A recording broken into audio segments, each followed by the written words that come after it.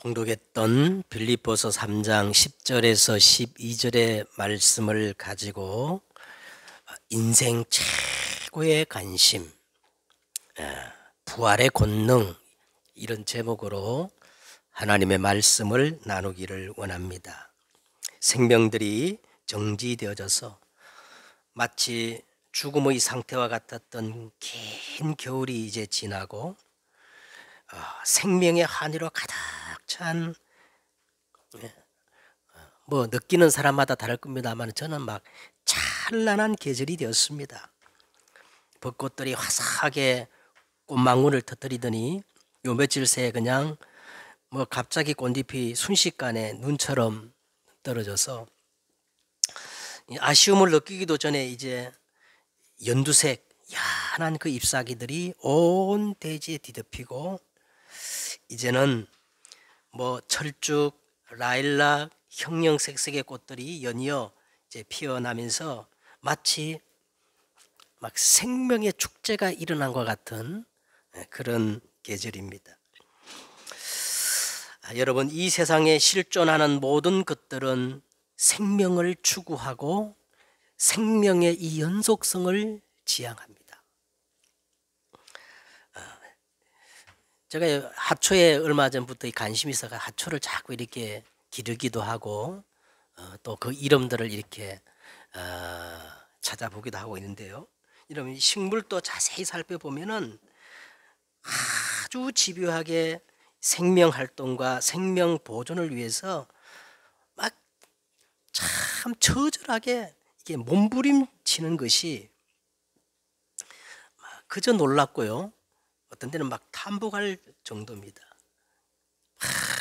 이 생명들이 식물조차도 말이죠. 그 생명 활동을 위해서 그렇게 움직이는 것을 보면 대단해요. 그래서 어떤 학자들은 말하기를요. 이 식물도 자세히 보면은 식물이 마치 사람처럼 지성이 있는가. 그래서 그 학자는 그래요. 식물도 자세히 보면 지성이 있다. 그렇게 말하는 사람도 있습니다. 동물들은 더 처절합니다. 여러분, 동물의 세계를 보면 생존 경쟁, 약육강신, 그리고 이 생명 보존을 위해서 투쟁하는 것이 사람과 비교할 수가 없고요. 동물들 자세히 보세요. 이 생명 보존을 위한 그 모성애를 보면요, 막 인간을 뛰어넘을 정도예요. 이와 같이 이 세상의 모든 만물이 생명을 추구하고 이 생명의 연속성이 있는데, 그런데 만물의 영장인 인간만 죽으면 모든 것들이 소멸되고 끝일까요? 태어남이 있으면 반드시 끝이 있는데 사람들은 말하기를 지금 당장 사는 것도 버거운데 죽음을 생각할 겨를이 어디 있느냐 하면서 애써 마지막을 생각하기를 꺼려하고 마치 천년 만년 사는 것처럼 그렇게 사람들이 인생을 살아가고 있습니다. 그런데 성경은 분명히 우리에게 말씀하기를 한 번 죽는 것은 사람에게 어떻게 해요? 그래요. 만고불변의 법칙이요. 네? 어떤 종교든 어떤 인간도 다 한 가지 통하는 진리가 있는데 다 죽는다는 겁니다. 그런데 죽음은 끝나는 게 아니라 성경은요, 그 후에 뭐가 있다는 거예요? 심판이 있으리니. 심판이 있으리니. 죽음은 생명 가진 모든 것들의 적이요, 우리 인생의 마지막 문제요. 우리 인생 최대의 문제가 사실은 뭐예요? 죽음이 아닙니까? 그 어떤 것도 죽음 앞에는 절망이요, 허무요, 공허요, 끝이에요. 끝이에요. 그러므로 어떤 종교든 철학이든 깨달음이든 가르침이든 이 죽음에 대한 분명한 답이 없다면 그것은 아무리 고상하고 수준이 높아도, 성경 그렇게 말해요. 세상 초동 학문이요, 그죠? 헛된 속임수요, 사람을 어떻게 하는 거예요? 속이는 것이다. 여러분, 이 세상을 거쳐간 수많은 성인 군자, 영웅 호물들, 그리고 종교 창시자들이 결국 다 죽었고 그들의 무덤이 있습니다. 그 말이 무슨 말이에요? 그 어떤 사람도 누구도 인생의 이 가장 큰 문제, 마지막 문제, 죽음에 대한 답이 아니라는 분명한 반증이에요. 왜? 죽었기 때문에. 응? 그런데 이 유일하게 이 죽음에 대한 명쾌한 답을 선언한 분이 계십니다. 그분이 누굴까요? 응? 예수 그리스도 테텔레스타이, 내가 다 이루었다. 예수께서 이르시되 나는 부활이요 생명이니 나를 믿는 자는 죽어도 살겠고 무릇 살아서 나를 믿는 자는 영원히 죽지 아니하리라. 내가 이것을 믿느냐? 여러분, 우리가 이제 부활 그러면 딱 생각나는 성경이 있는데 고린도전서 15장입니다. 꼭 집에 가서 15장 전체를 한번 읽어보세요. 여기에 보면 아주 바울의 그 유명한 그 부활의 당위성을, 바울이 아주 논리 있게 이 부활의 당위성을 다 이 설명한 장이 바로 고린도전서 15장인데, 거기에 보면 먼저 15장 1절에 보면요, 바울은 이 부활에 대해서 말하기를 예수 부활은 우연한 사건이 아니라 수천 년 동안, 다시 말하면 성경이 처음부터 예언된 사건이라는 거예요. 그래서 고린도서 15장 3절에 보니까 이는 성경대로 그리스도께서 우리 죄를 위하여 죽으셨고 장사 지낸 바 되셨다가 성경대로 3일 만에 다시 살아나셨느니라. 놀랍지 않아요? 예? 성경이 처음부터 예언되었고 수천 년 동안 구약에서 예언되었던 우연한 사건이 아니고 성경대로 죽으셨다가 성경대로 살아나셨느니라. 성경은 처음부터 예수 그리스도의 부활을 예언하고 있는데 창세기 3장 15절에 보니까 내가 너로 여자와 원수가 되게 하고 내 후손도 여자의 후손과 원수가 되게 하리니 여자의 후손이 와서 내 머리를 상하게 할 것이요 뱀 너는 그의 발꿈치를 상하게 할 것이니라. 자, 여자의 후손 되신 예수 그리스도가 십자가의 부활 사건으로 이 옛뱀 사단의 머리를 어떻게 해요? 완전히 상하게 할 것이다. 처음부터 이 십자가와 부활은 예언된 사건이에요. 그러므로 예수님이 만약 부활하지 않았다면 그야말로 하나님은 거짓말쟁이에요. 그죠? 예수님의 부활 사건이 없었다면 수천 년 동안 예언된 그 하나님의 말씀은 거짓말이요, 하나님은 거짓말쟁이가 되는 것이고, 제가 그냥 얘기가 아니고 지금 고린도전서 15장에 나오는 내용입니다. 성경은 허황된 책으로 판명되어지고 십자가 부활을 거듭거듭 예언했던, 말씀하셨던 예수님은 희대의 사기꾼, 전락되고 마는 거예요. 그래서 지난 기독교 2000년 이 교회사를 보면 기독교를 단판에 무너뜨리는 방법은 하나밖에 없어. 그게 뭐냐? 예수 무덤을 찾으면 이 부활의 허구성이 증명되기 때문에 이 복음의 대적자들이 2000년 동안 집요하게 예수님의 무덤을 찾고 찾았지만 찾을 수가 없어요. 왜냐? 왜 찾을 수가 없을까요? 예수 그리스도는 성경대로 죽으셨다가 성경대로 부활하셨기 때문에요. 역사적 사실이기 때문에 그렇습니다. 그러면서 바울은 고린도서 15장에 보니까 이제 부활의 증인들을 쫙 열거합니다. 부활의 증인들을 열거하는데,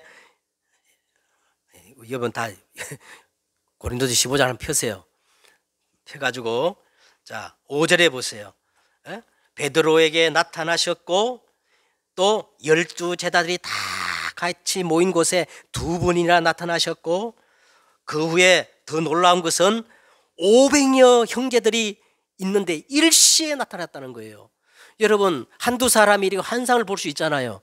그런데 500명이 다 한꺼번에 환상을 볼 수 없잖아요.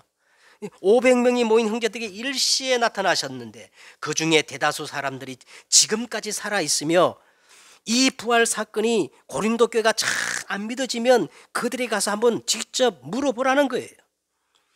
그 다음에 야고보에게 나타나셨고, 8절에 보세요. 8절에 맨 나중에 만삭되지 못한 자 같은 누구에게 나타났다는 거예요. 바울에게도 부활의 주님이 다메섹 도상에서 나타나신 거예요. 부활의 주님을 만나자마자 바울은 모든 것을 끝냈어요. 인생 모든 답이 다 났어요. 어떻게 살아야 할 것인가 답이 다 끝났어요. 그 이후에 바울은 한 번도 갈등이 없었어요. 근데 우리는 왜 이렇게 갈등합니까? 부활의 주님을 실제로 안 만났기 때문에 그래요. 만삭되지 못한 나 같은 죄인에게도 보이셨다는 거예요. 여러분, 정말 이 부활이 믿어집니까?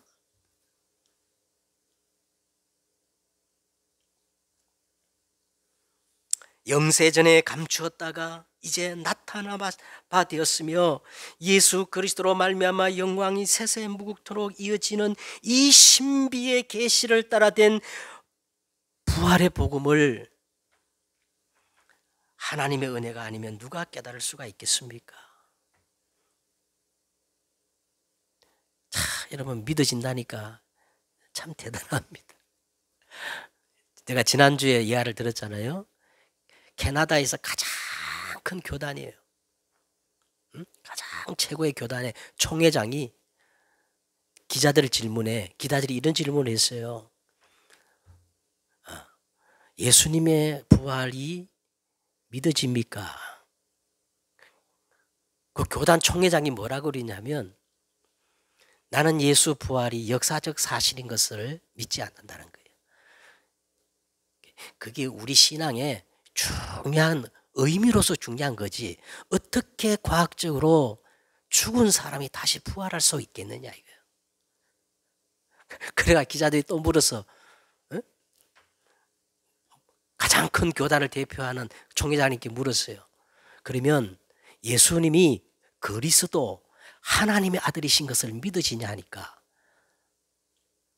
예수님이 하나님의 아들로 나는 믿는다. 그러나 예수님만 하나님의 아들이 아니라 하나님을 믿는 모든 사람들이 다 하나님의 아들이라는 거예요. 이게 참 놀라운 함정이 있습니다.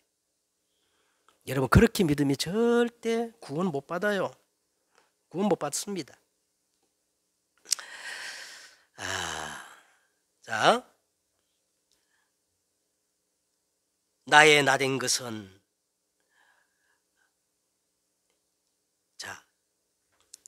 이 영세전에 감추었다가 이제 나타나신 바 된 이 신비의 복음을 깨달은 사람은요, 도저히 가만히 있을 수가 없어요. 보세요. 이 바울을 보세요. 부활의 주님을 만나고 난 다음에 바울이 즉시로, 여러분 사도행전을 보세요. 사도행전을 다 보시면 처음 교회가 시작된 이 초대교회 성도들이 다른 메시지가 없어요.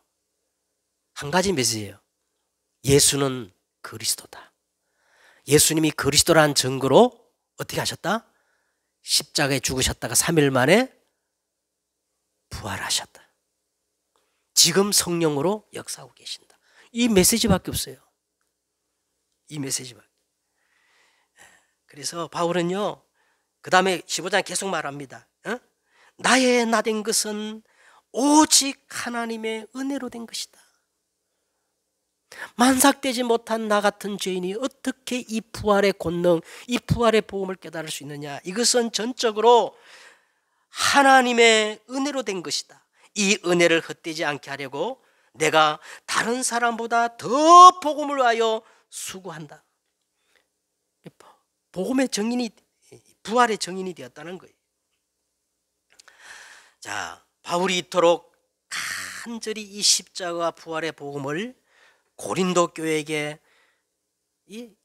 증거했음에도 불구하고 이 고린도 교회에 부활을 믿지 않는 사람들이 있었어요. 이 부활을 믿지 않는 사람들을 볼 때 바울 입장에서는 도저히 이해가 안 되는 겁니다. 그래서 12절에 보세요. 그리스도께서 죽은 자 가운데서 다시 살아나셨다 전파되었거늘 너희 중에서 어떤 사람들은 어찌하여 죽은 자 가운데서 부활이 없다 하느냐. 그래서 하도 답답해가지고 13절부터 이제 바울의 유명한 부활 논쟁이 나오는데, 여기에 보면은 바울이 막 불타는 가슴으로 자기 속의 것을 토해내는 내용입니다. 13절 이후로 보면 이렇게 나옵니다. 만약 부활이 없다면 그리스도는 부활하지 못했을 것이다. 만약 부활이 없다면 하나님께서 그리스도를 보낼 이유가 없고 그리스도를 살리지 않았을 것이라는 거예요. 만약 부활이 없다면 이 세상은 아무 소망이 없었을 것이다. 만약 부활이 없다면 우리의 믿음은 다 쓸데없는 것이다. 만약 부활이 없다면 우리는 다 거짓 증인이다. 만약 부활이 없다면 우리는 여전히 창세기 3장 가운데 멸망받을 것이다. 만약 부활이 없다면 세상에서 가장 불쌍한 사람이 예수 믿는 사람이라는 거예요. 자, 그런데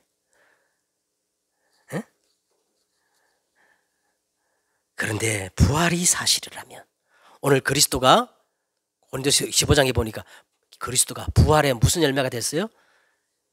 첫 열매가 되셨다는 거예요. 근데 부활이 사실이라면 판도는 완전히 180도 바뀝니다. 부활이 없다면 우리는 가장 거짓말한 자요, 가장 불쌍한 자인데, 그리스도의 부활이 사실이라면 고린도후서 6장 9절에서 보세요. 우리는 속이는 자 같으나 참되고 무명한 자 같으나 유명한 자요, 죽은 자 같으나 보라 우리가 살아있고, 징계를 받는 자 같으나 죽임을 당하지 아니하고, 근심하는 자 같으나 항상 기뻐하고, 가난한 자 같으나 많은 사람을 부욕해 하고, 아무것도 없는 자 같으나 모든 것들을 가진 자로다. 아멘. 근심하는 자 같으나 항상 기뻐하고, 가난한 자 같으나 많은 사람을 부욕해 하며, 나같이 아무것도 없는 자 같으나 좀 인상을 좀 피세요. 지난주 우리가 그랬잖아요. 절대 가치, 최고의 것을 발견한 사람은 뭐 한다 그랬어요?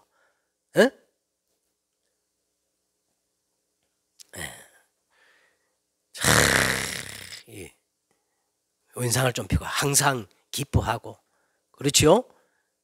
쉬지 말고 기도하고 밤사에 감사하며, 뭐가 됐다고 생각하는 게 아니라, 교만에 빠지는 게 아니라 모든 영광 하나님께.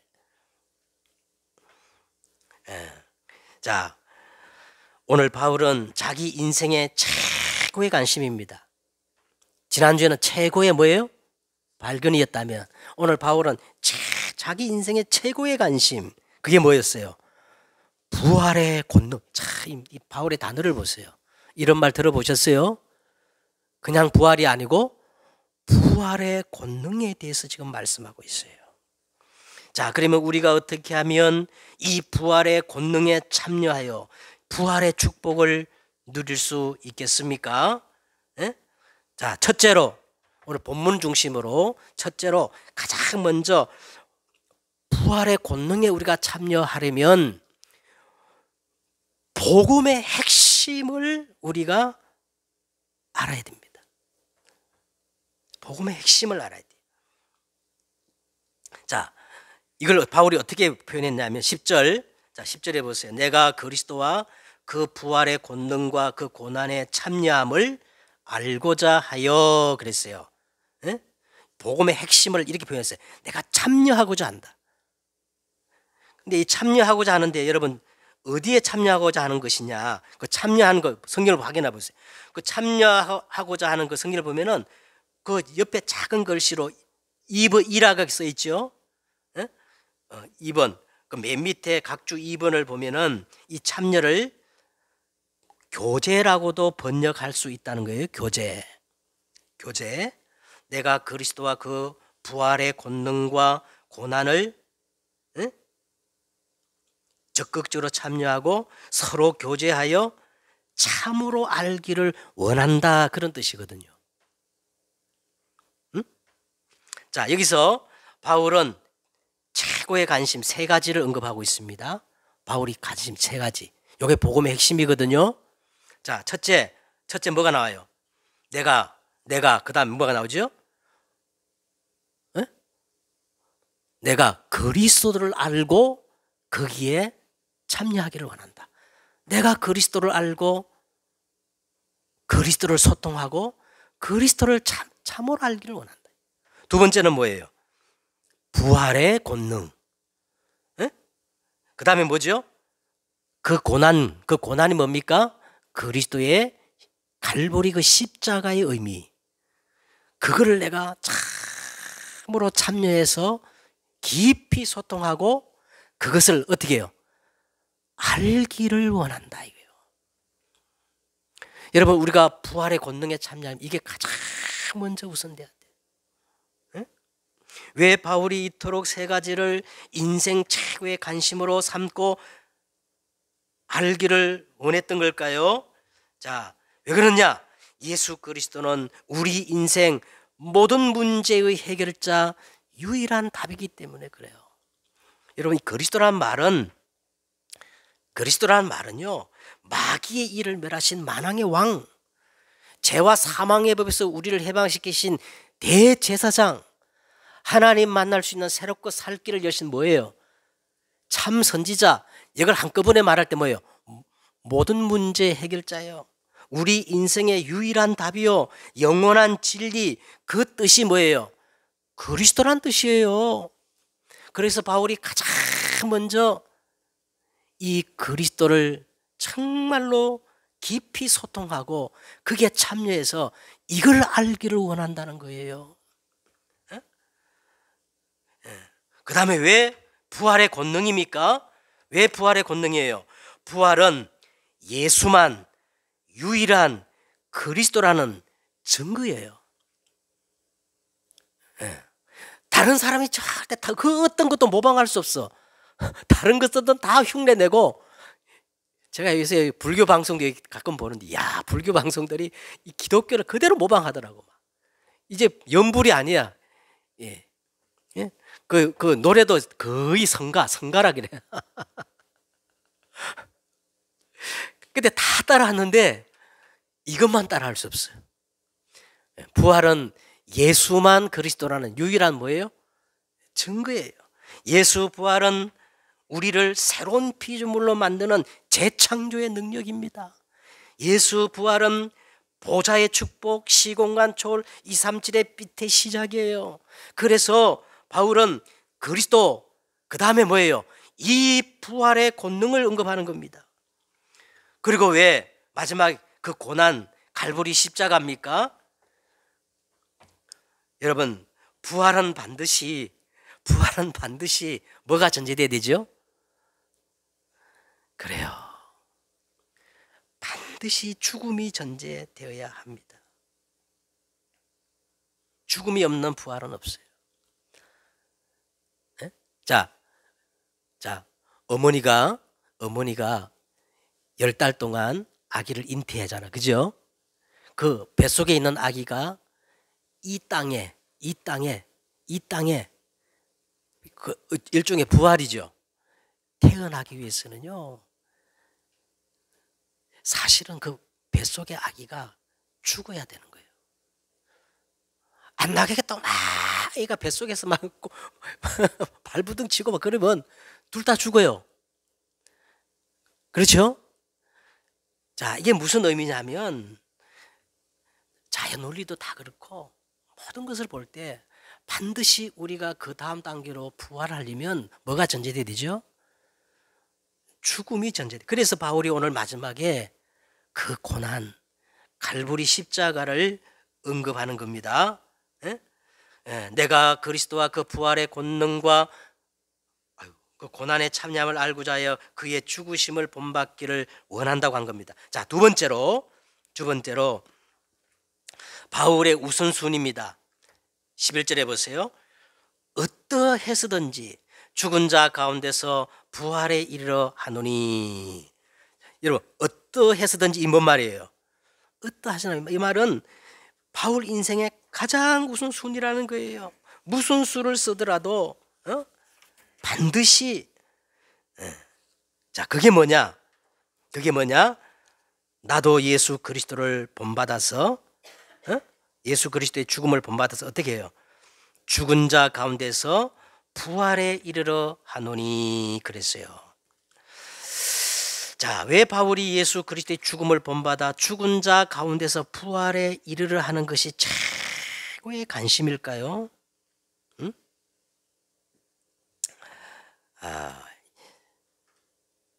자, 오늘은 여러분, 우리가 부활을 했을 때 미래적인 것으로 다 이해합니다. 여러분, 부활하 그러면 우리가 죽은 뒤에 영화로운 몸으로 변화해가지고 천국 가는 거, 그죠? 그걸 사람들이 다 부활에 생각하는데, 오늘 자세히 보면 바울이 그걸 얘기하는 게 아니에요. 오늘 바울이 부활은 저 죽어서 가는 미래적인 부활이 아니고 현세적인 부활입니다. 자, 그걸 우리가 알기 위해서는 요한복음 3장을 보면요, 이스라엘의 최고의 지도자요, 율법학자요, 선생인 니고데모라는 사람이 나오는데, 이 굉장한 스펙을 가진 사람이요, 실상은 답이 없어요. 진짜 답이 없어요. 여러분, 진짜 답이 없습니다. 다 속이고 자기들도 착각하고 있어. 답이 있다고. 내가 답이 없어요. 니고데모가 어떤 사람이냐면 이스라엘의 최고의 지도자요, 율법학자요. 성경이 그랬어요. 이스라엘의 선생이래. 그 사람이 답이 없어가지고 사람들이 볼까봐 낮에는 못 오고 밤에 가만히 예수님을 찾아와가지고 장황하게 예수님을 지금 높여서 지켜 세웁니다. 라비여, 당신은 하나님께로 오신 선생인 줄 내가 아나이다. 하나님이 함께하지 아니하시면 당신이 행하시는 이 표적을 아무도 행할 수 없습니다. 막 서론을 막 이렇게 길게 하는데, 예수님께서 거두절미하고 핵심을 그대로 바로 찔러요. 뭐라 그러냐? 진실로 진실로 내게 이르노니 사람이 거듭나지 아니하면 하나님의 나라를 볼 수 없나니라. 자, 이 거듭났다는 게 뭐냐면 부활입니다. 그 미래적인 죽음 뒤에 부활을 얘기하는 게 아니고, 오늘 예수님이 말하는 이 부활은요, 현세적인 거거든요. 거듭남. 그래서 이 사람이 깜짝 놀라가지고, 이 많이 배운 사람이, 아니 어떻게 사람이 거듭날 수 있느냐 말이에요. 다시 어머니 뱃속에서 들어가 사람이 어떻게 태어날 수 있겠냐 말이에요. 자, 근데 예수님이 진실로 진실로 내게 이르노니, 사람이, 잘 들으세요, 사람이 뭐로 거듭나느냐? 물과, 어머니 뱃속으로 다시 가는 게 아니고 뭐로 거듭나요? 물과 성령으로 거듭나지 아니하면 하나님 나라를 들어갈 수 없느니라. 거듭나지 아니하면 하나님 나라를 볼 수도 없고 하나님 나라에 들어갈 수 없다. 그러면서 예수님이 이렇게 말해요. 육으로 난 것은 육이요, 영으로 난 것이 영이니 내가 내게 거듭나야 하겠다는 말은 놀랍게 여기지 말라. 살리는 것은 영이니 육은 무익하니라. 자, 그러면 오늘 예수님께서 이 거듭남, 이 부활은 영적으로 거듭남을 의미하는 거예요. 영적인 부활을 의미하는 겁니다. 부활이란 새로운 생명으로 거듭나는 거예요. 부활은, 잘 들으세요, 부활은 이전 것의 보완, 그리고 발전, 한 단계 위로 진보하는 것이 아니라, 부활은 질적으로 다른 새로운 피조물로 완전히 새로운 생명으로 다시 태어나는 거란 말이에요. 육신의 생명이 아니라 영적 생명으로 거듭나는 겁니다. 어떻게 해요? 물과 성령으로. 제가 우리 어머님 소천하실 때 그 임종을 지켜봤거든요. 그 요양병원에서 돌아가셨는데, 돌아갈 때 그 바이탈이를, 그걸 상태를 나타내는 기계가 있어요.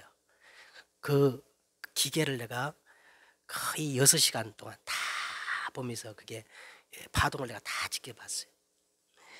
이 바이탈이라는 기계가 있는데, 이 바이탈이라는 말은 생명 유지를 위한 필수적인 것을 바이탈이라 그러거든요. 거기에는 이제 뭐가 있느냐? 호흡, 맥박, 혈압, 체온이 이렇게 표시됩니다. 4가지가 그 기기가 표시를 해요.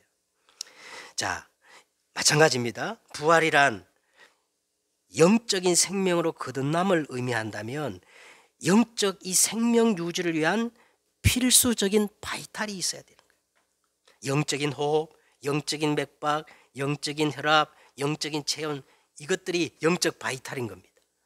응? 저와 여러분이 영적으로 거듭나서 영적 서밋으로 가는 영적 바이탈을 회복하고 체크해야 돼요. 응? 오늘 바울이 보세요. 어떻게 해서든지 그리스도를 본받아 죽은 자 가운데서 부활에 이르러 하노니. 그러면 실제적으로 이게 뭐냐 이 말이에요. 영적 바이탈을 체크하는 게 뭐예요 이게? 자, 그게 사모놀입니다. 오늘의 말씀, 오늘의 기도, 오늘의 전도. 그래야 여러분 부활의 권능에 참여할 수 있어요. 에? 영적 바이탈을 회복해라 이거예요. 세 번째입니다. 세 번째, 오늘 이제 12절이죠. 12절. 내가 이미 얻었담도 아니요 온전히 이뤘담도 아니라 오직 예수 그리스도께 잡힌 바 된 그것을 잡으려고 달려가노라. 자, 여기 이제 바울의 최고의 관심이 나옵니다. 바울의 24예요 이게. 바울의 24가 뭐예요? 내가 이미 얻었담도 아니요 온전히 이뤘담도 아니라 오직 예수 그리스도 예수께 잡힌 바 된 것을 잡으려고 달려간다. 바울은 완전히 누구께 붙잡힌 사람이요? 예? 바울은 누구께 붙잡힌 사람이에요? 휴대폰에 붙잡힌 사람이요. 바울은 완전히 김수마 집사님, 바울은 완전히 그리스도께 그냥 단순히 붙잡히지 않아요. 사로잡혀 버렸어. 그러니까 이게 24가 된 거야. 24. 자, 이제 우리가 최고의 관심 3가지를 우리가 여러분 회복해야 됩니다. 그게 첫째가 뭐냐면 창세기 1장 27절과 28절, 하나님의 형상을 회복해야 돼요. 하나님의 형상이란 말은 하나님이 만드신 원래의 나의 모습을 회복해야 된다는 거예요. 세상이 말하는 나가 아니에요. 사단이 말하는 나가 아니에요. 에? 어떤 나예요? 에? 하나님이 만드신 원래 나의 참 모습, 그걸 회복해야 되는 거예요. 그러면서 28절에 뭐라고 했어요? 하나님이 그들에게 복을 주시며 하나님이 그들에게 이르시되 생육하고 번성하여 땅에 충만하라, 땅을 정복하라, 바다의 물고기와 하늘의 새와 땅에 움직이는 모든 것을 다스리라. 이게 이 속에서 나의 모든 인생 작품이 나와야 된다는 겁니다.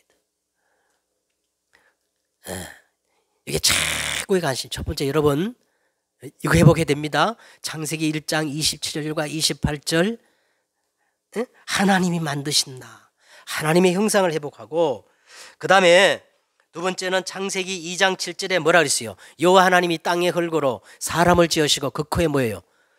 생기를 불어넣으시니.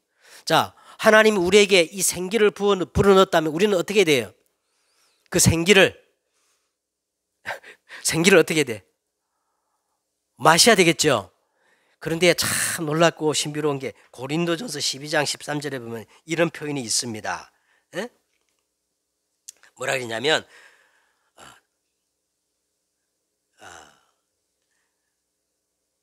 한 성령을 마시게 하셨느니라. 다 한 성령으로 마시게 하셨느니라. 그럼 이 생기란 의미를 알겠죠? 그죠? 이 생기가 뭐예요? 성령이야. 이 성령을, 자, 성령 표현이 있다니까 이 성령을 24시 마셔야 돼. 야, 마신다는 표현이 있어요. 응? 그 다음에 우리가 또 뭘 해보겠느냐면 이렇게 되면 히브리서 4장 12절 말씀의 생명력이 살아납니다. 말씀의 생명력이 살아나요. 물과 성령으로 거듭나라 그랬는데 이 물이 뭘까요? 이 물이 뭐죠? 하나님의 뭐예요? 말씀입니다. 응?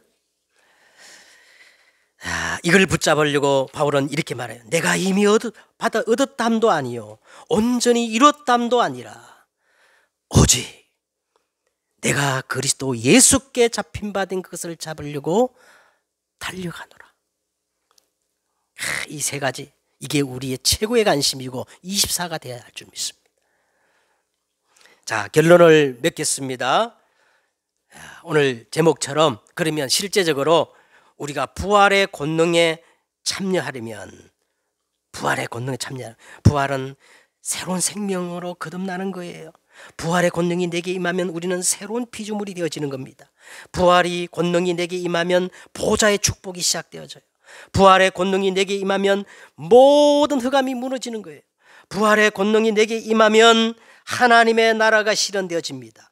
그러면 어떻게 우리가 부활의 권능에 참여할 수 있느냐? 본론적인 내용을 다 가지고 이제는 예수님이 가르쳐 주신 그걸 딱 잡아야 돼요.